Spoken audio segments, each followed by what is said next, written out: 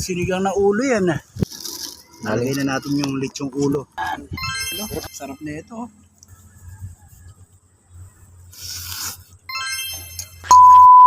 Dala na natin lahat ng gagamitin natin. Yan. Meron tayo dito burong kamyas. Ito yung pansisigang natin.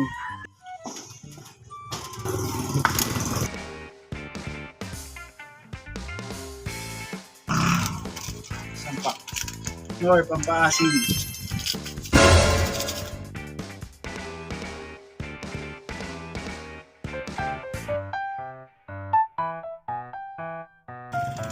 At dito ay binaba na rin namin yung mga kakailanganing gamitin. Medyo challenge din kasi pag magsaset kami dito sa ilog, talaga namang dadali mo lahat ng kakailanganin mo. At dahil madalang na kaming mapunta dito sa tabing ilog, ay kung mapapansin natin ay makapal na yung mga damo. Sana all makapal.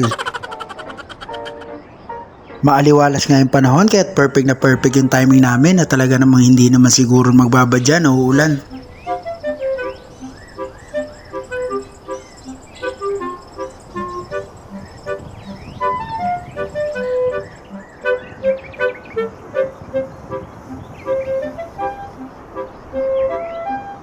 At dito nga ay hinugasan na ni Paring yung ating mga kakailanganing gamitin na kamatis at hiniwa lang niya yan sa 4 na hiwa. Medyo marami ngayon nilagay namin kamatis. Ito yung nagbibigay ng pampalasa at sa sibuyas naman ay 2 pirasong sibuyas lang yung nilagay namin. Masarap din kasi sa sinigang yung maraming kamatis dahil nagbibigay ito ng lasa at dagdag na pampaasim. Boss, kamusta? Kalakal ngayong araw. Lakas naman ang kita. Lakas naman ba kita? Tara.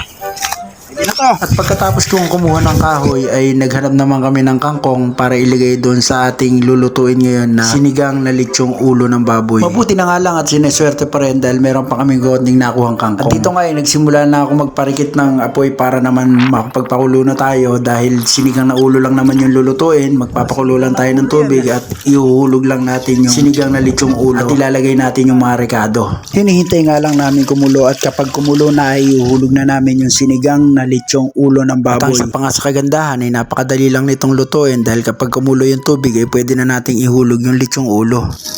Nalagay na natin yung lechong ulo ng baboy. Ito yung recipe natin. Galing pang Robinson yan. Meron pa. Ears. Ito yung tenga niya. Teka ng rabbit. Ang kailangan niya natin dito ay dire-diretso sa paggatong para mabilis kumulo. Wow! Makulo na, pwede na. Sinigang na lechon.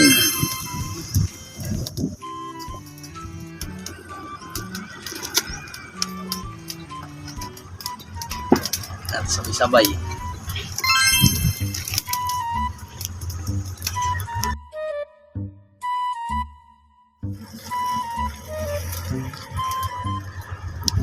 Si Aling, lalagyan natin si Aling. Aling Sen. Wala mo na.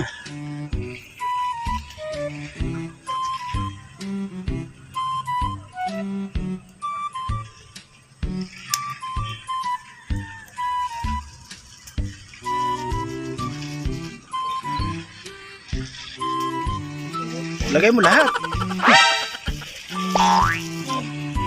At after nga nating malagyan ng Knorr sinigang mix ay naglagay lang tayo dito ng kamyas na pampaasim para namang talagang malasa at masarap na masarap yung ating niluto na sinigang na lechong ulo ng baboy. At siguradong panalo nga itong pangpulutan o kaya pang ulam. Ano lasa? Sarap.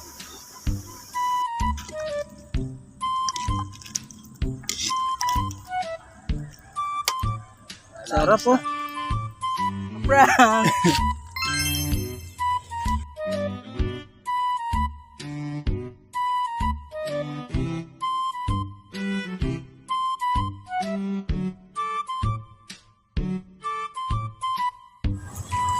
Sarap naman yan. Oink, oink. Ito na yung final, oh. Sarap na ito, oh. Sinigang na lechon. Actually, hindi talaga to pang ano. Hindi talaga to pang spell. Dito pang ulam, pang pulutan lang to.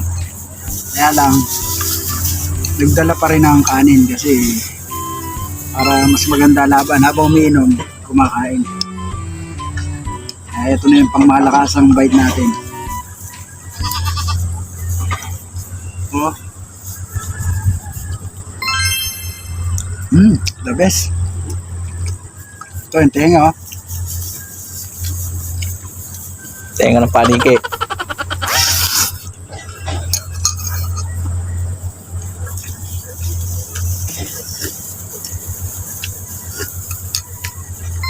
The best.